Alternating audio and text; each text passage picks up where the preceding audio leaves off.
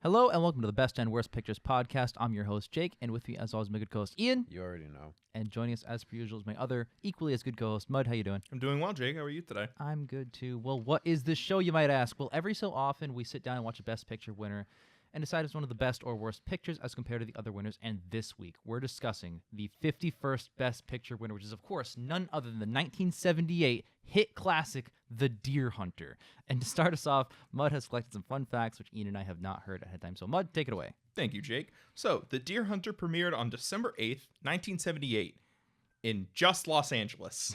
And then, drum roll please, February 23rd, 1979 I love for films. general audiences. I love films that premiere in 3 theaters for 10 minutes and then get Oscar nominations. I'm glad this has been happening for Check's Notes 50 years. Yep. I'm pretty sure the Oscars this year were held in April. So 2 months before, And, that's totally fair and valid. And gee, was this strategy successful? It won Best Picture. Yep, Did it? it You did. got spoilers. Unfortunately, Crazy. we're talking about it. Crazy to think about. Has a runtime of 164 minutes. We're looking at an 8.1 IMDb, 86% Rotten Tomato critics, 91% Rotten Tomato audience, 90 Metacritic score, 7.7 Metacritic audience score, 4.2 out of 5-star average on Letterboxd, and the critics' consensus on Rotten Tomatoes, because they reformatted their website, so it's not called the logline anymore. Cringe. Its greatness is blunted by its length. Ooh. I love films that means I'm gonna write down pacing issues as a note preemptively. I'm not done yet. Prior. And one-sided point of view.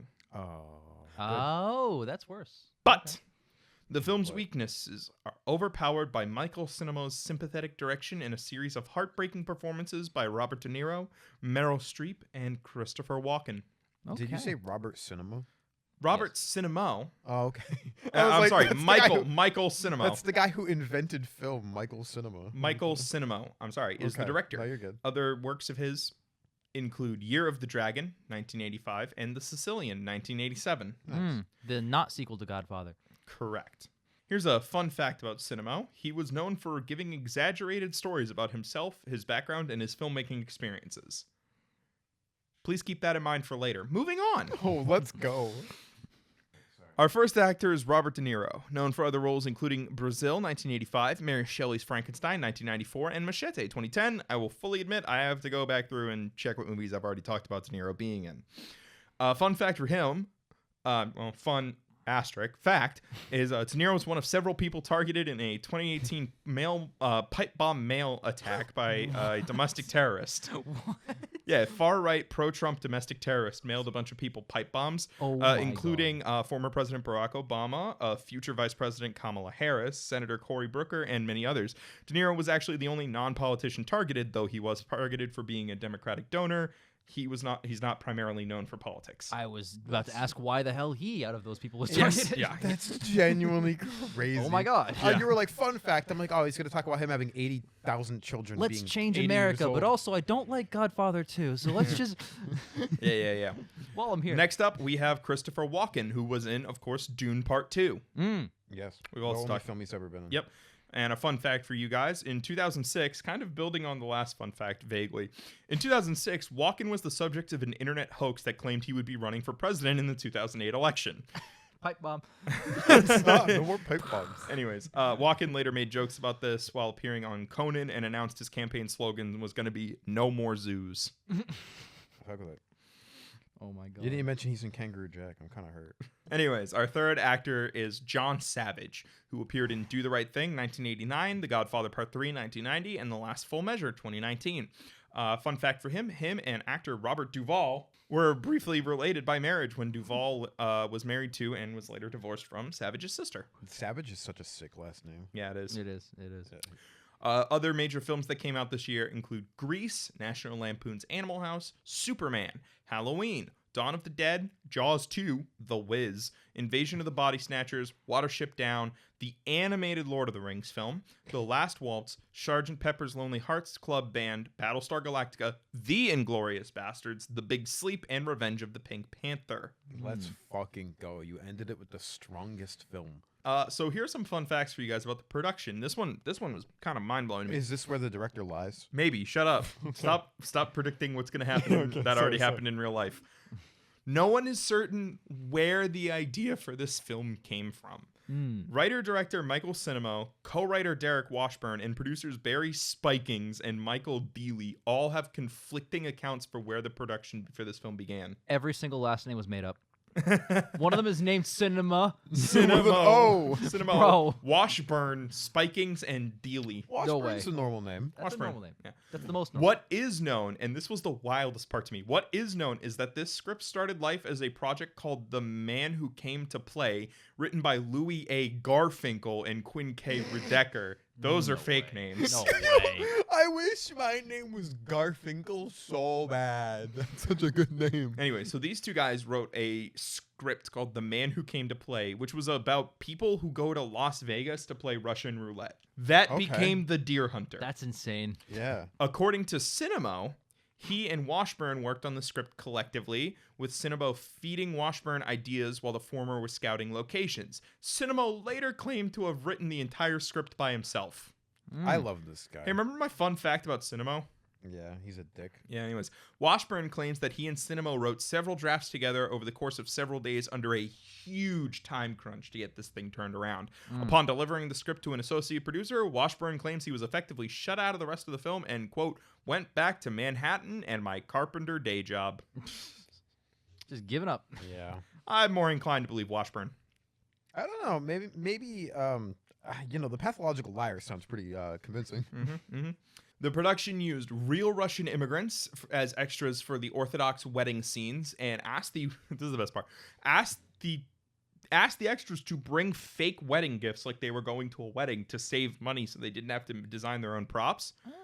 Like wrapped gift boxes. Sure. Then after filming, the production crew opened the boxes and found real gifts inside, like expensive silverware and expensive china. Wow.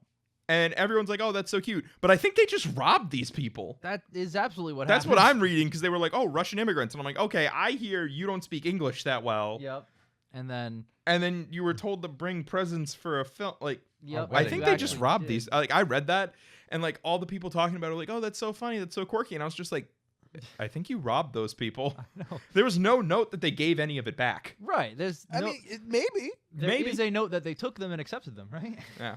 That's weird. And of course, lastly, the Russian roulette scene brought a lot of criticism because there's no evidence that Charlie ever made the POWs play Russian roulette. Yeah. No one cares. That scene's fucking kick ass. Yes. Now on to the award show. Sure. According to producer Michael Deely, the Deer Hunter could not have won Best Picture, let alone gotten a nomination, if not for lobbying and campaigning by fashion mogul Alan Carr.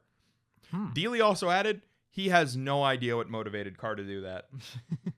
Protesters boycotted the Deer Hunter's nomination for its racist portrayal of the Viet Cong, which, yeah. Yep. De Niro was so spooked by this, but he actually asked the Academy if he could sit backstage until the Best Actress category. They told him no. De Niro did not attend. One article I found says that 13 people were arrested boycotting the Oscars after a brief clash with police. Oh, wow. Okay. That makes sense. Yeah. This Oscar show is also remembered as the final public appearance of Marion Morrison before his death. Woohoo! Bruh. He received a standing ovation when he presented Best Picture. He passed away 2 months later at the age of 72 from stomach cancer. Okay. Laurence Olivier took home an honorary Academy Award for his remarkable career. With 9 nominations, Deer Hunter entered the night tied with Heaven Can Wait for most nominations, and ending the night with 5 wins, the Deer Hunter came out on top. Okay. I thought you were going to say lost because the other one got 6.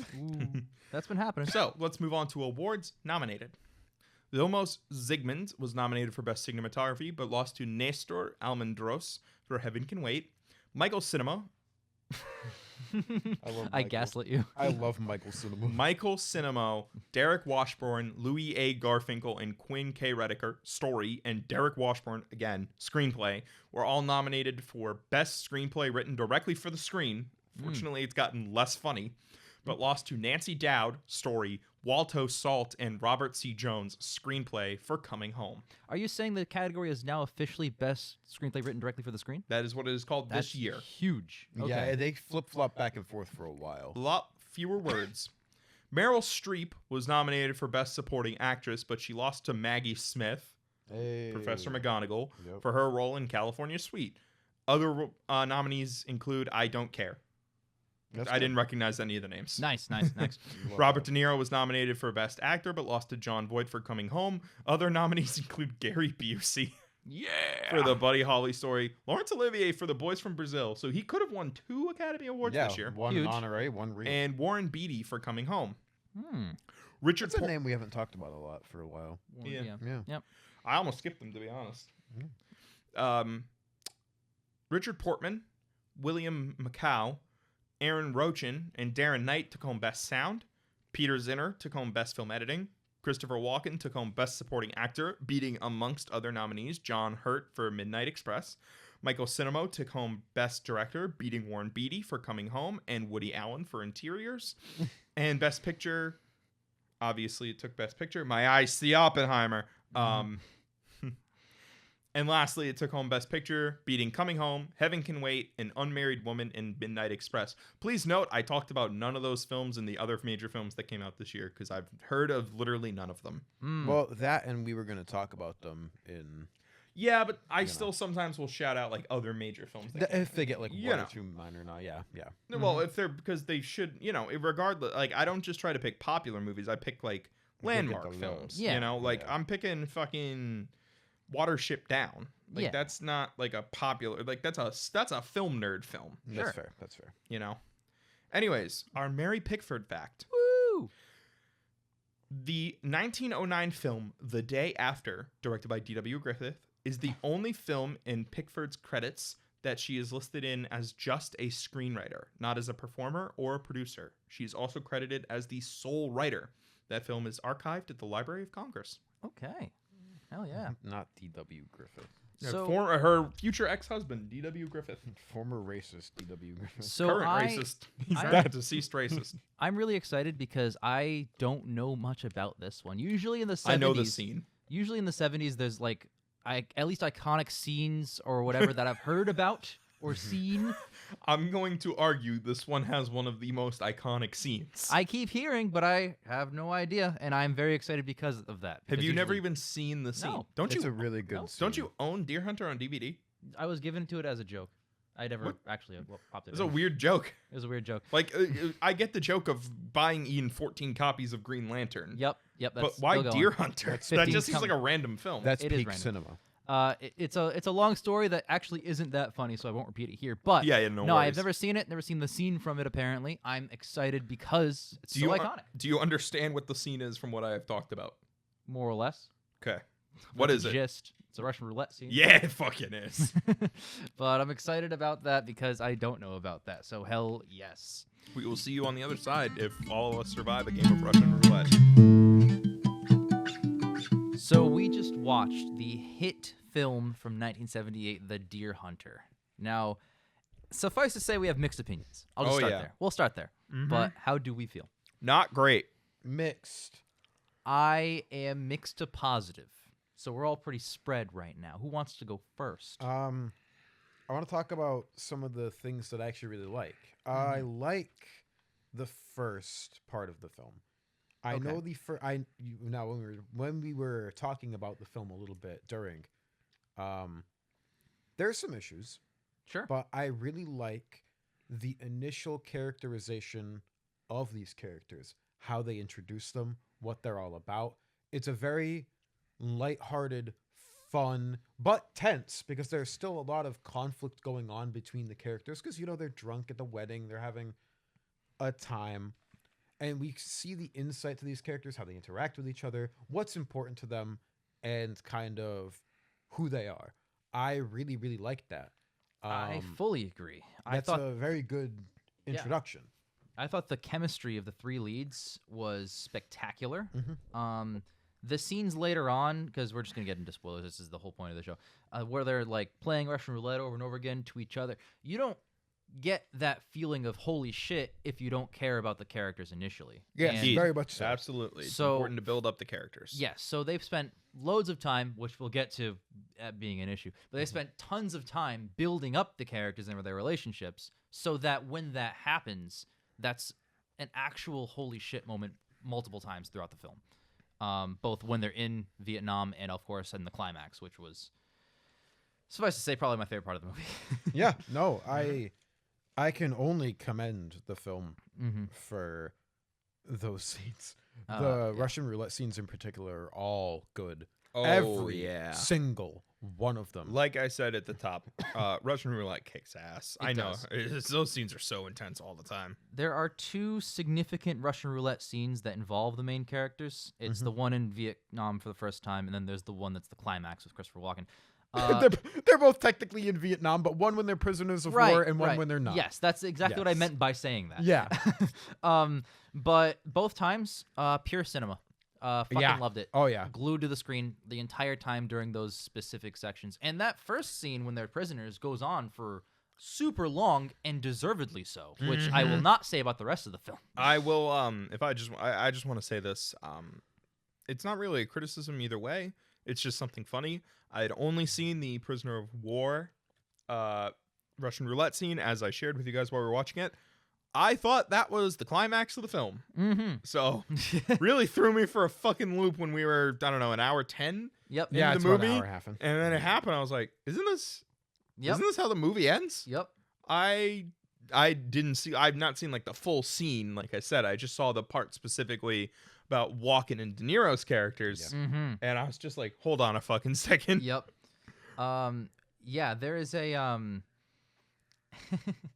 the jump to that scene about an hour and 10 minutes in, when it's still them like hunting deer, being normal, drinking beer, and you just jump into that.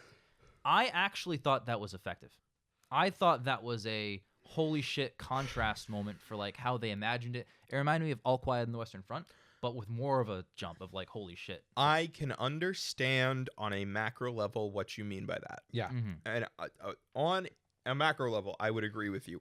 However, Mm-hmm. their intro scene makes no fucking sense. Yeah, it doesn't establish. We actually, we worked out the logistics of this. So the opening scene of them in Vietnam is American helicopters bomb a village, which implies this village is for the Viet Cong. Sure. Then we see a Viet Cong soldier in that same village open a trap that has innocent women and children inside and just toss a grenade in, Yep. which means those are Southern Vietnamese civilians. Yep. Sure. Why are they hiding in a Viet Cong village that's being bombed by the Americans?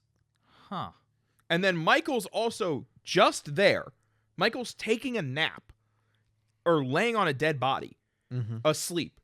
And then he gets up and he burns that Viet Cong soldier alive. And then American helicopters land, which again implies that this is an enemy village that they are taking over. Yep. And Stevie and Nick are there. And then it hard cuts to them in captivity. Yeah.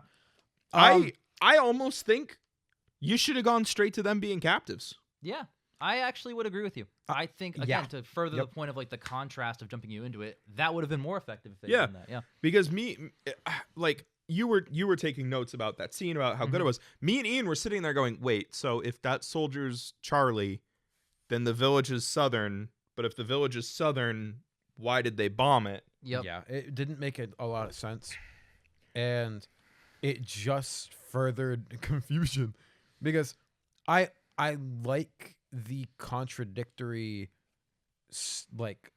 juxtaposition Mm-hmm. of a relaxing day with your friends hunting, and then that ends, and all of a sudden you're in the You're in absolute cockles of war. hell. You are in absolute hell. But I would have liked if they were all in the same unit and we watched, even if we watched them get captured. Mhm. Like, there's an effective thing there where it just didn't land the way it should have because of the confusing editing choices and the confusing scenes of, I don't know what that village's purpose was. Like, I actually, I don't even know which side they were on. yeah. I really like how, aside from that 1 minute of screen time that we all hated, none of this film is them fighting in the war. It's 100%, Very little of it is. Yeah, it's Yeah. all about what happens before and after. In that way, I would call it unique. I haven't seen a movie like that. I would have liked it to delve more into the horrors of war, because Stevie, just have him be a shell-shocked mess. What got him that way? besides war. Like it just feels a little lazy. I mean, I with don't his know. with his deal. Mike's super hardened. Stevie's Yeah. very shell shocked. I like how all three of them have slightly different variations on what PTSD means. And I would have liked to see why. I'll say this. I would have liked it if we got to really explore those 3 variations of PTSD after they got home. If it But was a I split will- perspective. Yep, I will Yeah. argue almost like a more mature version of Best Years of Our Lives, 1948. That's a good pull. Mhm. Yep. Yeah. Yeah, Mhm. yeah. I think this could have been a fantastic version of Best Years. But Stevie and Nick Disappear for a while. disappear. Mm-hmm. Nick literally just walks off into the ether Yep. Yeah. to the point where we all thought, "Oh, Nick's dead." Mhm. Yeah, I thought he died. Mike gets a lead on where Stevie is From his wife. from Stevie's wife, Yep. and then takes a really long time to go see him. Yeah. Yep. And the reason he takes a really long fucking time to go see Stevie is because Stevie has the end of the plot sitting in the drawer at his Veterans Affairs hospital. Yep. And we can't end the movie just yet. We got to keep exploring Mike. And it's I think Mike is a very interesting character. It is worth exploring. everything after he gets back from Vietnam is so fucking boring. Yeah. There is I the disagree. scene of him and fucking Stan and Axel hunting. That's interesting. That's good. That is That's a interesting, great showing scene. how Yes. he can't really connect back to civilian life. Yep. Everything besides that is the same fucking scene over and over again, which is Robert De Niro Linda. and Meryl Yep. Streep, Linda, go somewhere and he's uncomfortable. And that's it for over a fucking hour. Yeah. So It's not I don't think it's all bad. There are interesting parts in there, but it's not worth exploring for as much time as they did. Or if it needed to be varied more. Yes, that's my thing. Is it was the same scene over and over and over again. That's why I like the scene where they go hunting, because that is Michael trying to go back to something that he liked to do And he was really good at. and really good at. And there's multiple ways they take it. First off, he doesn't shoot the deer. Second off, he kind of screams into the ether. Third off, he almost fucking kills Stan. We'll talk about that later. Yeah. mm-hmm. But there are just so many repetitive scenes of they go to a fucking The bowling alley. the or bowling alley, restaurant or- and yeah. Stan almost dies, but not really. That was weird. We'll also put a pin in that. Or they go to they go to a restaurant, and everyone's like, "Oh, Mike, you're back," and he's like, "Yeah, I'm back, but only physically, not emotionally, not mentally." Yeah. And fucking they go to a deli, and everyone's like, "Oh, it's Mike. Come say hi to Mike." And it's like, I fucking get it. Yeah. He's not back. He's still in Vietnam. Yep. But show me a little bit more of that. Yeah. I got a good one. And this might be stereotypical, but there's a scene where Linda and Mike sleep in the same bed. Mm-hmm. They didn't have sex. They just sleep in the same bed. Give me some fucking... I know it's stereotypical. I know it's low-hanging fruit. I know it's cliche. Give me some Mike screaming. Give me something here. Because I'm going to raise something. I'm going on a tangent. I'm sorry. I'm heated. No, go. I hate this movie. Mike says he's going to leave Stevie behind. And then he doesn't. Good. And that... I know good, but that's the end of it. There's no follow-up to that. No, Nick being like, why the fuck did you say that? Why did you insinuate you were going to do that? There's no fallout to that. So why the fuck is it in the movie? Because when Mike says that, Mike says to Nick, "We got to get out of here. We got to leave Stevie here. He's not dazed. He's too out of it. He's too far gone." Nick's like, "Whoa, time the fuck out. That's our boy. What do you mean we're leaving Steve behind?" And then they don't leave Steve behind. There's no conversation about it. Mike just goes and grabs Steve. And it's like, wait, was he lying to Nick? Why did he lie to Nick? Or was he telling the truth and he changed his mind? What changed his mind? We don't know. Mm-hmm. That's yeah, understandable. a lot of inferring. So maybe, to tie it all back to my original point, what if we see a scene where it's a dream sequence or a flashback and Mike thinks about what if he had left Stevie behind? Because he did he actually consider it? Was he just bullshitting Nick for no reason? Was he just saying stuff was because they he thought just- they were all gonna die? Yeah, what was the purpose of Yeah. that? That is the thing. That's one of the things that's hung me up the most. throughout this movie's 3 hours long, and it never comes back. Yeah, runtime is a killer. Oh my god. I think that's the one thing that we all agree on. Like the most Too agree long. on. It's Too fucking long. way too fucking Way long. too fucking long. You could cut an hour out of this film. No, it's Easy. not way too long. It just never effectively utilizes its runtime. If this movie was a 3 hour long experience and it utilized its runtime properly, I would be okay with the 3 hours. But it never utilizes that runtime. So let me say this, and this is kind of my whole feeling, positive and negative about this movie. Yep. You could take this film exactly as is, cut down the footage, and make a 10 out of 10. There is a masterpiece inside of this movie. It's probably 2 hours, if I had to guess, maybe a little shorter. Maybe a little under 2, like A hour little under- 50. Hour 45, hour 50. There's an excellent masterpiece film that belongs on the best pictures list in here. But as it stands, I'm left kind of like you guys. I have to fish out what I really like the Russian roulette scenes, like the character, the building, all this shit that is in here. It's not here. I'm not proposing rewrite things. What if characters did X, Y, Z? I'm saying take what's here and just trim it down. I actually disagree with you. I think I agree that with me. if you cut this to a 2 hour experience and can't change anything, at best maybe like a 9. That's still great. Well, you said 10 out of 10 masterpiece. I don't think so. I think there's too much missing. I think, Jake, we are definitely on opposite ends of the spectrum right now. Mm-hmm.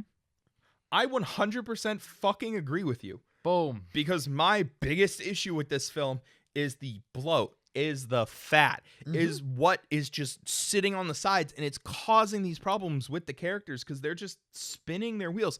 Like the bowling alley scene. What was the point of the bowling alley scene? Axel like fucking dives down and gets caught, but then not really. Who gives a fuck? Yeah, in a movie that is so focused on spending lots and lots and lots of time with its characters, who is Axel? Like, Who is just Axel? there? Fucking A. What is does the nothing. like? And the wedding scene at the beginning of the movie is almost an hour. It went on for so long they're probably divorced. There's another 1970s Best Picture winner that has a really wedding good scene wedding that's scene. almost a fucking hour. Is that where he has his Grover Cleveland girlfriend who he dates the first and third Is time? the girl? Yeah. That is a deep cut for this show. In The Godfather, to compare, there are several things that are set up at that wedding scene. You meet Michael, you learn the family dynamics, you meet Vito's bodyguard, you learn that the FBI is tracking Vito, Yes. you learn about his favor system. So fucking much. In this film, there is a metric ass load of Slavic dancing.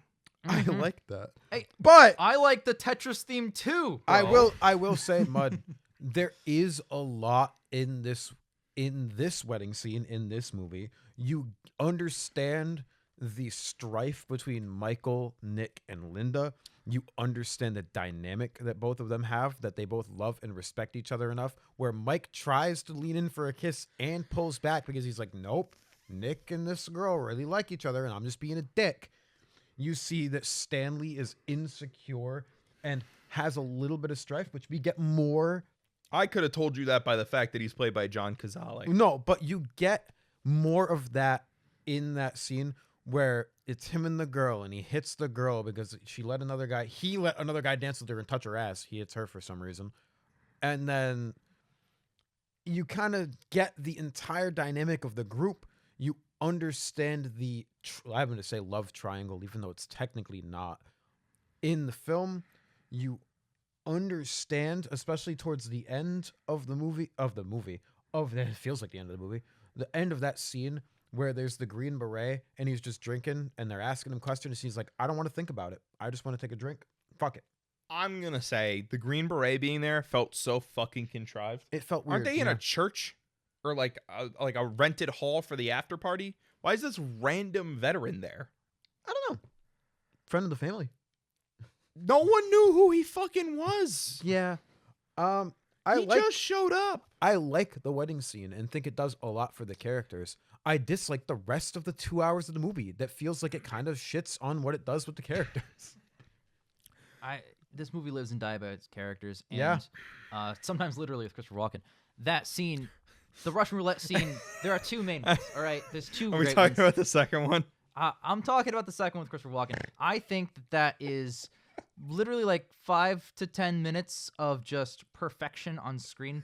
Yeah, it's very The good. fact that Nick responded and acknowledged one shot that he does recognize him, but still shot himself in the head, to me, that is a reveal that he actively has been trying to die in a game of Russian roulette since. And I think that's really powerful. I think that this movie, in that respect, it's like it had a flash of brilliance and is like, this is the perfect way to handle our characters. And then like the past hour prior, they're like, I don't know, they're just going to places fucking around. And I'm so torn on it. I would have, Jake. I'm gonna talk about this with you too. I really like that because you get 3 different kinds of character who went to Vietnam and came home. Yeah. You get someone who was physically, obviously mentally as well, but more physically marred by the war. In Stevie. You get someone who was mentally marred by the war, but in a more functional way, like Michael. And then you get someone who was mentally marred by the war in the case that he never left, just in general. Yes. In Nick, He's still trying to go back where there with the he's game. there. Mhm. He's playing the game. He obviously fell to drugs, as we saw in the Yeah, last with scene the of his heroin, yeah. arms and Mhm. everything. Like, that was his way of coping, Mhm. basically. You got multiple different aspects of that, and I wish they explored the other ones at all, because we did get way too much of Michael being there but not there. Mhm. Okay. Like, it does a good job with those characters, but it would have been a more interesting use of an hour and a half to explore all of them instead of just one Yep. poorly. And we can sit here and say they spent way too much of the movie before and after going to Vietnam. It's how they used it. They could have spent 10 hours there as long as they used it properly. Yeah. That's what a miniseries is. But yeah, so that's just kind of how I feel about that. Yeah, it's rough. So the second Russian roulette scene, Mm-hmm. I have a lot of problems with it. All right, let's go. Okay. First of all, apparently Nick is like a fucking world champion Russian roulette player and has been for years.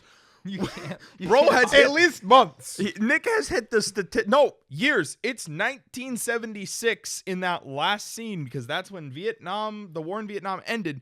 The scene that they're in Vietnam is 1970. He's been a champion Russian roulette player for 6 years. My man's has been playing Russian roulette for 6 years straight and has not shot himself in the head. I'm a He has professional Russian roulette player / heroin addict. He is the world champion Russian roulette player. That's Yes, fucking insane. easily. 2, the reason that Mike learns that Nick is now a champion Russian roulette player is because he's been sending money back to Stevie at the Veterans Hospital. Veterans Hospital. Yeah.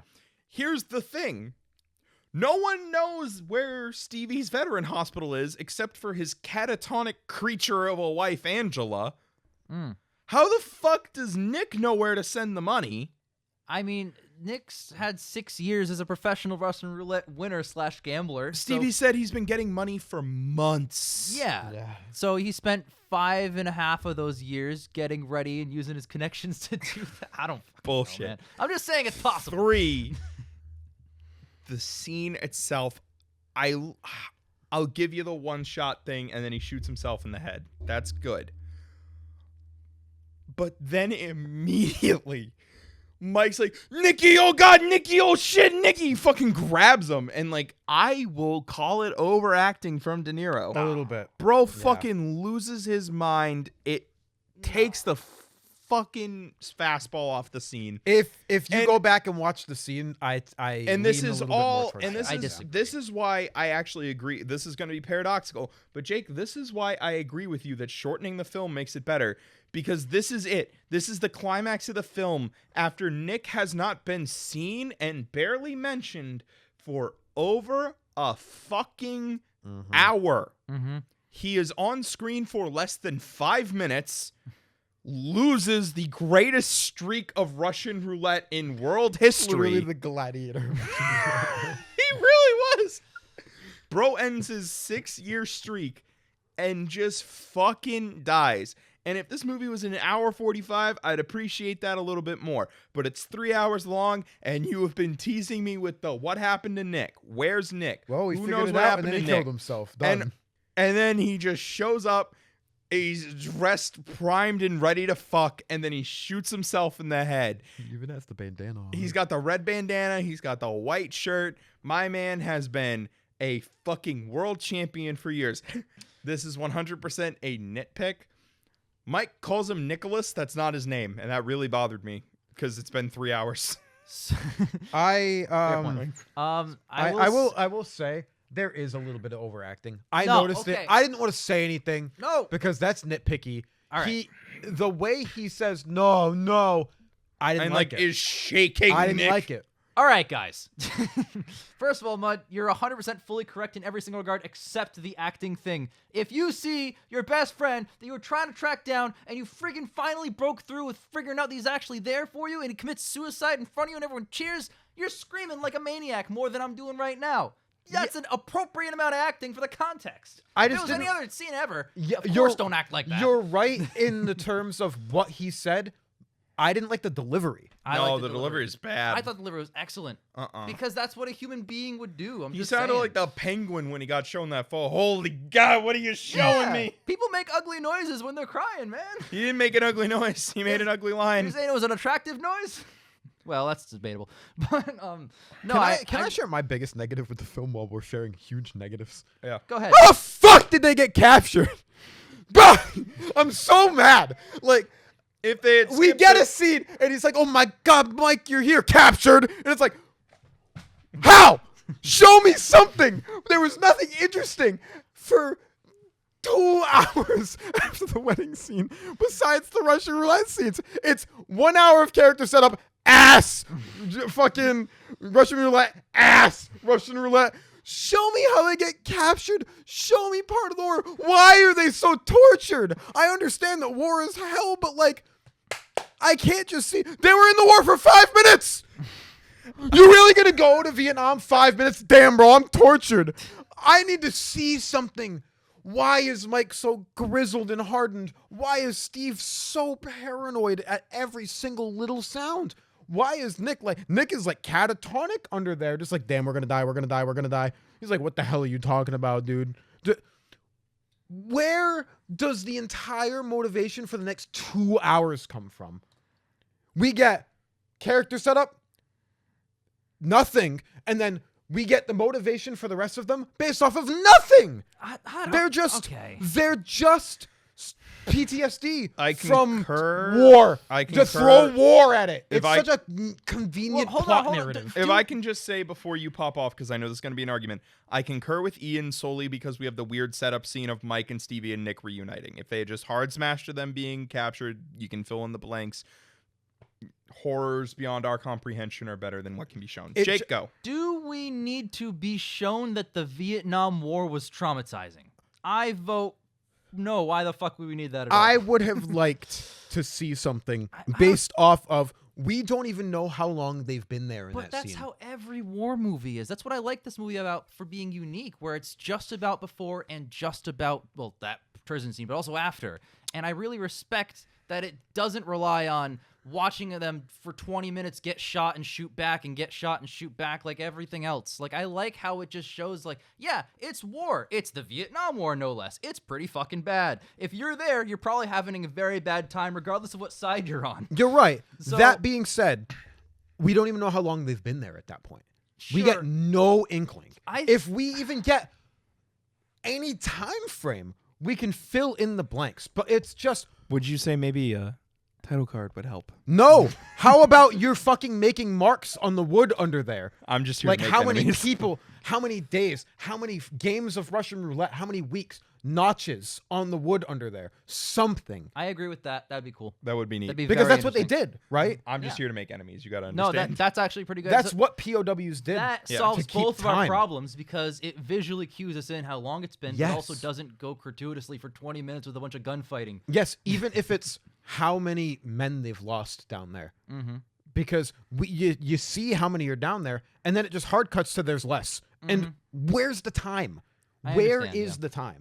I will also say, like, even the like body count of the Russian roulette scene itself seems kind of off because it feels like more bodies disappear than games are played. Because at the Yes. end, only Steve, Nick, and Mike escape, And I'm like, weren't there like There were, like, 9 people in here Yes. like not even 2 minutes ago? Well, do you mean like the people that they gunned down after escaping? No, no, like no, the no. I'm prisoners. talking about their fellow Yeah, POWs. the prisoners. Yeah. Like I'm saying, like it feels like what the movie says is every time someone goes up the trapdoor, they just disappear. The fellow POWs, were they in the 1 minute we don't like before the Russian roulette scene the first time? Yeah, they were because then it's probably a montage, which is worse. yeah, but the montage. My point being, if it is a montage, it's very poorly conveyed because it seems like it's I agree. one It scene. seems like it's one scene. It- Yes. yeah, And, I like, agree. It's fine because we do see a couple of them lose Russian roulette, fucking amateurs, but like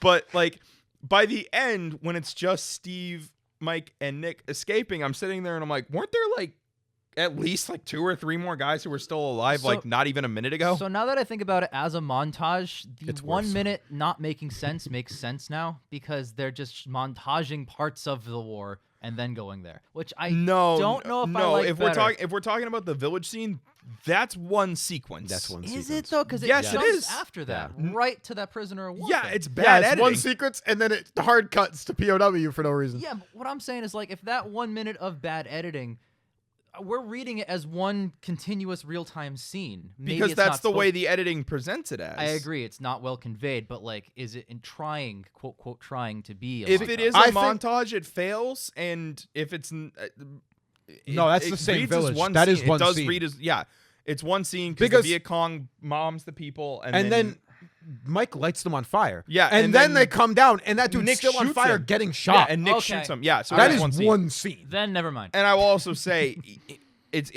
at best, I would say it's inconclusive. It's a montage. You're kind of like inferring something, you know. Mhm. Like the movie's not explicitly telling you I it's mean, a well, montage. The It's movie more like forces us to infer it because it's not clarifying. No. well, the movie's bad. Yeah, in that context, yes.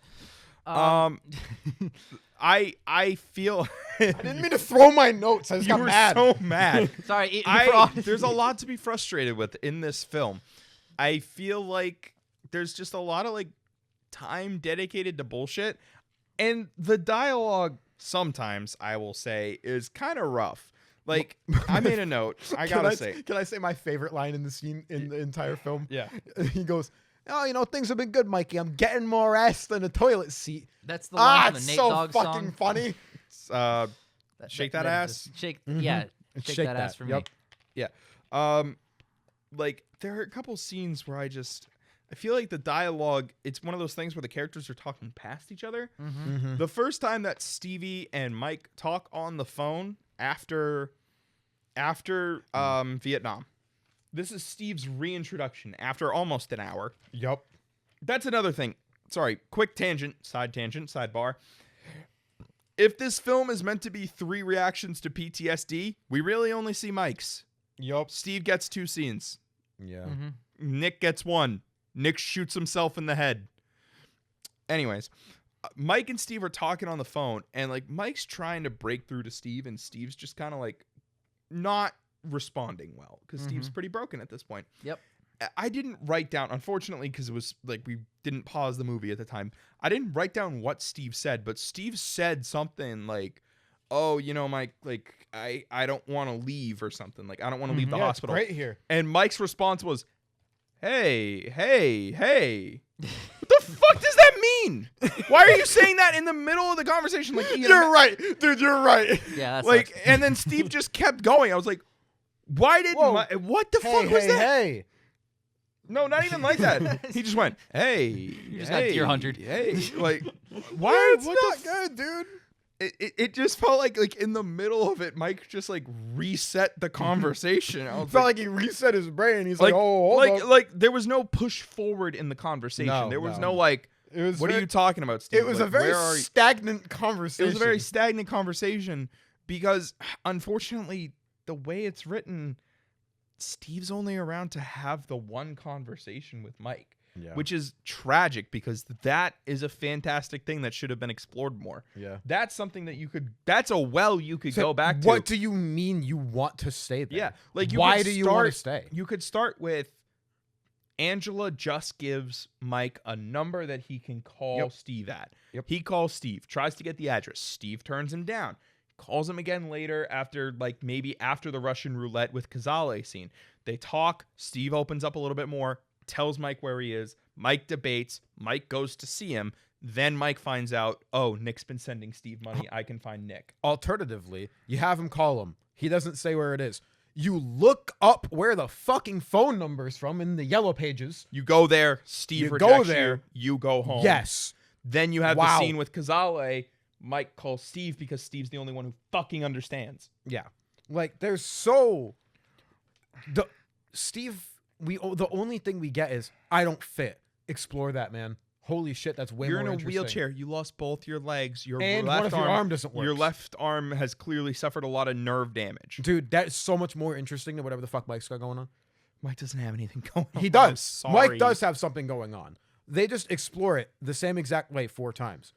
I think the only scene that really stands out for Mike when he gets home is the Russian roulette scene. Yep. I'm calling it the Russian roulette scene. The It's not hunting. Russian roulette. The entire hunting Stan, scene. yeah, Yes. but specifically because we haven't really talked about it, the scene where Stan points a gun at Axel and it makes Mike flip out. Yeah. Mhm.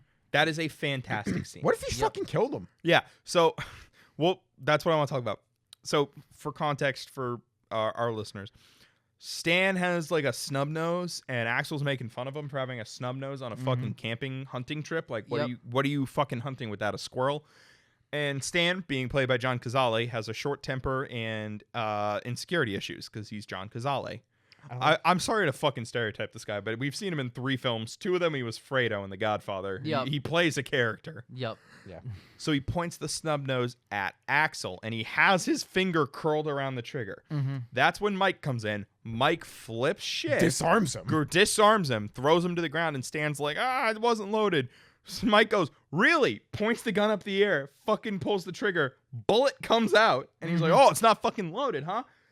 Then Mike empties the gun onto the table, picks up one bullet, puts it in the chamber, Yep. spins it, puts it up against Stan's forehead, and pulls the fucking trigger. Yep. He does not kill Stan, but still in that moment I was like, holy shit. Yeah. The What best if he part was- did? 'Cause he best part was- could've. Best part was, Jake, you missed the part where Mike put a bullet in, and you're like, oh, I don't think he put a bullet in. Me did. and we're like, yes, he did. I We picked the watched. wrong second to look down. You picked the wrong second. Definitively, You he picked the almost killed wrong him. second to receive a text message. Yeah, goddamn. And we were both like, no, we watched him do it. I was Mike's, like- Mike's fucking crazy, bro. But I like that. I like that Mike was That's a good trying. scene. He was trying to make a point, but he He did went so way too far. in the most PTSD way possible. He also Mm-hmm. bro, Mike tried to like telepathically convey to the other guys that he Yep. played Russian roulette for like his Yep. life. And I like how throughout the movie, Mike may visually be interpreted as the least affected, quote, quote, but that still shows that just because he's not visually affected as much as like Nick is or Steve, he's still fucked up. He's Yes. still, Oh, for sure. He's still not good. The funny And thing is- they did a good job conveying that with the character. I think they just harped too long on it in the wrong ways. Yes. Yes. I'm gonna make an interesting argument. I actually think, arguably mentally, and unfortunately, I don't have a lot of evidence for this because we didn't get much of his character after they got back. But I'd actually argue Stevie might be the most fine mentally of the 3 by the end of the film. the only reason he doesn't want to, because he spent the least time there. He also spent a lot of time in the but- hospital. He also has a wife, like Yes, who can like help him. Like the only thing is, he feels like physically he doesn't fit in with society anymore. Yeah. Especially back in the 70s when we see, they literally have to carry him into the bar because the bar's got a little doorstop that his wheelchair can't get over. like yes. it was less acceptable. It was And less socially accessible. accepted, and it's less exactly. It's less No, accessible. I agree. I'm just saying, like, this is more just me spitballing. I think you could make a strong argument that Stevie's actually the most adjusted of the 3 Yeah, he's at had the more, end of the most war. time to adjust. But it's balanced by the fact that he got the most fucked up physically. Mm-hmm. You know, and I think that would have been a really interesting thing to explore because it harkens back to Harold What's Harold? from Best Years of Our Lives. The Oh, guy I- with the fucking. I thought you meant the film called cl- Harold. Of No, which no, there's no, none. no. yeah, he had the prosthetic. Yes. Yeah. that's- Okay.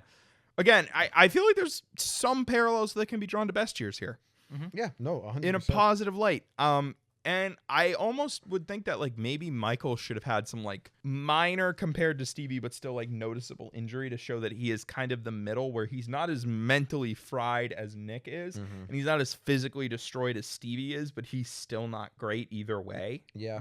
Whether it was a little limp or something. Like a limp, like a scar, like something. Some kind of nerve thing, so he drops stuff every once. Maybe he's missing an eye or an ear. Mud Homer, by the way. I knew it started with an H. No, to be fair, we watched that movie like That was 3 years ago. impressive regardless. What was the actor's name? The actor's name was... Because I remember it wasn't the same. Harold Russell. His name's Harold. His name is Harold. That's funny.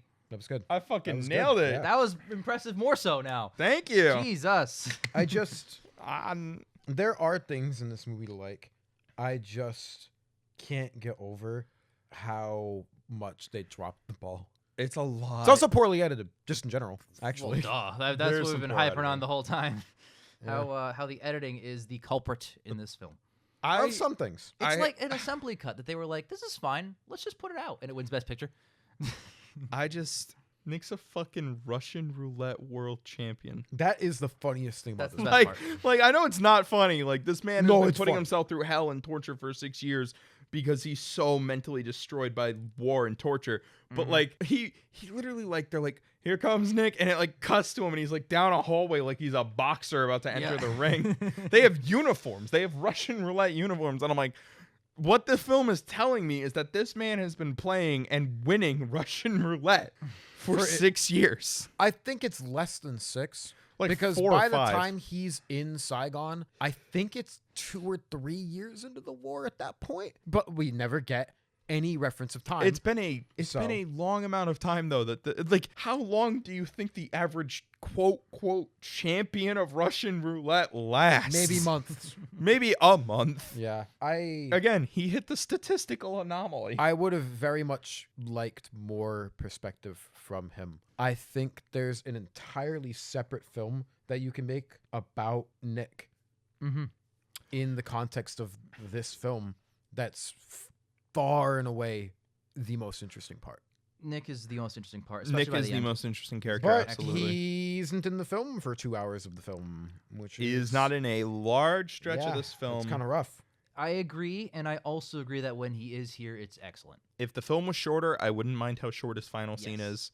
It But all boils down to the runtime and how it's used. Poor. And this is where I think Jake and I disagree. I don't as much love that scene because of how long the film is and because of how long it takes Nick to come back. It just tries to compress as much information into that scene as possible. Just like, Nick's still in Vietnam, Nick's addicted to drugs, he does recognize Mike, he's dead. It's like, holy And shit. That was we- all in 5 minutes. I like us not getting explicitly seeing him doing it. Yes. But I would have Absolutely. loved watching him, and not in like a weird fucked up way, like deteriorate. Watching him deteriorate slowly over time without seeing that would have been really I interesting. would have liked maybe instead of De Niro or Mike immediately meeting up with Nick at the Russian roulette den, maybe he trails Nick for like a day to see what he's up to and trying to figure out like what is this guy doing, and then finally like we get to the scene and Mike's like, oh shit, he's playing Russian roulette. Yep. He's the world champion of Russian. World He's champion. the world. He's Roman He's Reigns. the world champion. He's Roman Reigns of Russian roulette. He's had the belt for fucking years. Longest streak in history. And he Mike died walks playing up the like game. fucking Cody Rhodes. Dude, I can't. He finally died playing the game where you're supposed to die. Wow. I, Took him 6 years to do it. I think the bad thing is I don't know what the fuck I'm gonna give this movie. I do. I do. Well, what? I want to hear what you got to say. This film's a 3 out of 10. This film sucked. The highs are high, the lows are low, and those valleys are vast. This film dragged. This film grinded to a halt on several occasions. The editing is rough. The characters outside of Mike, honestly, are kind of flat. It bothers me just how long it takes to get back to Stevie and Nick because they're the ones who are really suffering the most. Stevie gets 2 scenes, Nick gets 1. And the movie takes too long to get to the point, and it takes too long to get to the ending. There are 2 really good scenes that both involve Nick and Mike playing Russian roulette. I think Nick's I think Nick's Russian roulette uniform, like his professional outfit at the end, with the red bandana and the white button up. My man looked like he was about to fight the Karate Kid. I really like the outfit. Yeah. That's I'm scraping for positives here, man. All right. This is an excellent film. This is a 10 out of 10 stuck inside of Mud's 3 out of 10. I'm going to give it a 7. That's Split fair. the difference. Split the It is- difference. it Well, is subtract. asking so badly to be considered a masterpiece, and I'm like, I'm there with you, but not in your current state. You have so much going on. It is excellent. Truly excellent. And when you get through the hours of characters walking around kind of doing nothing, you get excellence again. And you just, I simply cannot say that I did not enjoy this movie, because I enjoyed the fuck out of this movie. You spend an hour and 10 minutes having a wedding so long that they're probably separated by now. But then you finally get to that scene that's like, holy shit, if I didn't have the exposure with all these characters for so long, I wouldn't be caring about them in this scene. I would, because it's a cool scene. But I would have that added layer of I know their relationship so well. And then after they come back, the whole thing with the other girl, how they both liked her and he proposed to her, but now he's gone. There's a few layers there that I do appreciate, and had it handled that better, it would have soared the score so much higher. But as it stands, I cannot say it's a bad movie. It is a genuinely good movie. It is it's so marred in its own editing problems that it's just holding itself back from being so great. It really could be a film that I think is like, wow, so glad this won Best Pictures, is in the top 10 of the freaking show so far. I slotted it, by the way. It's like number 19. It's ironically it's right near the Best Years of Our Lives. I didn't plan that. Let me check where I put it, It's because regarded right near that. But I think it is strong, and I think it's better than the sum of its parts, to use the old expression as literally as possible. I have So- Best Years above this. I have this I next also have to best it. years above this. For me, I also the romance really didn't go anywhere. That love triangle that they set up really well. Well, that's because and, Nick's not in the fucking back half of the movie to make that. So you guys are talking. Oh man, I'm gonna split the difference. I'm gonna split the fucking difference. This film so 5. I had a What do you feeling- call a really good film that's encapsulated in a really ass film? Mid. And it's mid. There are some things that I really do enjoy. There are scenes that I'm watching and I'm going, oh my god, this is so good. And then there's an hour of ass in between more stuff. And it's still conveying things from like, oh, there's a plot thread. Oh, there's that. Oh, there's that. But then there's like, oh, this is getting dropped. And oh, what's this all about? And I'm gonna throw a 5 at it. I'm just gonna the 5. Like, I don't know. It's like I'm gonna be handing out. I feel like I'm handing out 5s like Mr. Crocker's handing out Fs. First Annie Hall, now this. Damn. The mid. Like, I don't know. Like, Jesus, dude. The mid. I don't know. Like, it's just Very mid parents. very mid movie. Like, I don't know. Like, it's just so. There's something here. Did they do it? Nah. Like, I don't know. I'm not positive on it. I'm not negative on it. I'm just ambivalent. It's there. It's a film. I watched it. It I happened. don't want to watch it again. Like, but there are parts of it where I'd be like, yeah, I'll look up this scene later. That's pretty cool. Like, it's just such a mess. And it's a really long mess. If you're Mhm. going to make a mess, make it short. Like Annie Hall. Annie Hall's so short. It's funny. Made me giggle. I don't know. The funniest thing in this movie was he quoted Nate Dogg. And he didn't quote Nate Dogg. Nate Dogg probably quoted him. Like, Get more ass than a toilet seat. I don't know. It's just such a... The entire film is really just a plot hole that dropped the ball, to be quite honest. That's what I feel. There's so much interesting concept and interesting thing, and then it goes, yeah, but what if I did nothing with like 80% of it? And I'm like, yeah, but the 20% you did's not bad, I guess. I don't fucking know. He's a 5. Slap it on there. Write it. The Godfather 1 and 2 are still the best ones, and GG is abhorrent. Part 1, greatest show on earth. And One Flew Over the Cuckoo's Nest, Tom motherfucking Jones. If I can also add one more positive, I guess, question mark. Film wasn't as racist as I thought it was gonna be. No, it aside from like the "me love you" long time prostitute. Yup. There was nothing in here that was really like inherently racist. Again, yeah, the Viet Cong didn't have POWs play Russian roulette. Right. Fucking There's blah, no blah. evidence of that. No one cares. But it's, there's no evidence that a dog couldn't have done that. Yeah. So I guess it's the other way around. No, there's no evidence that they ever did that. No reported incidents with any rescue POWs. Right. But, like, it wasn't that. Like, again, like I said, the Me Love You Long Time prostitute was really, like, But the granted, worst of like it. that stuff happened. So I guess Yeah. like it's I'm not defending yes, it. it's I'm just saying, like, yes, it's a stereotype, but also it wasn't exaggerated. Yes. Mm-hmm. I was like, hey, that was If pretty. she literally said "me love you long time," Me so honey. don't. Fuck. She didn't say it. I got him She bricked was up just over like, here. she was just like, I'm different than the girls back home. It's like that's crazy. You're Mhm. probably right. Right. Yeah. Let me get some strange, and then they went up to her room, and there's a fucking child in there. Yo, I gotta get that elephant.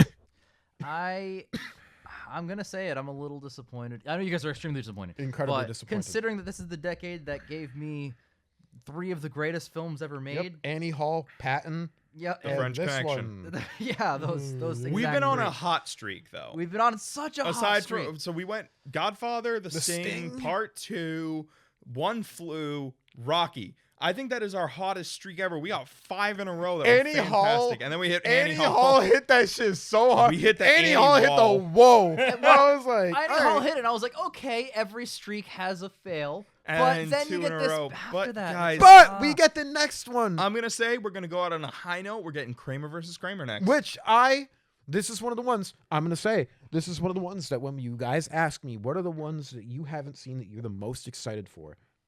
This one. I fucking love This is Kramer one versus of the Kramer. ones. I have not seen it at all. I have seen it. I watched it for one of, I think it was actually a film course that only I took. Yes, it was. It was for a film course when we went to film school called Fatherhood in Hollywood. Interesting. That's a good subject for this film. Yep.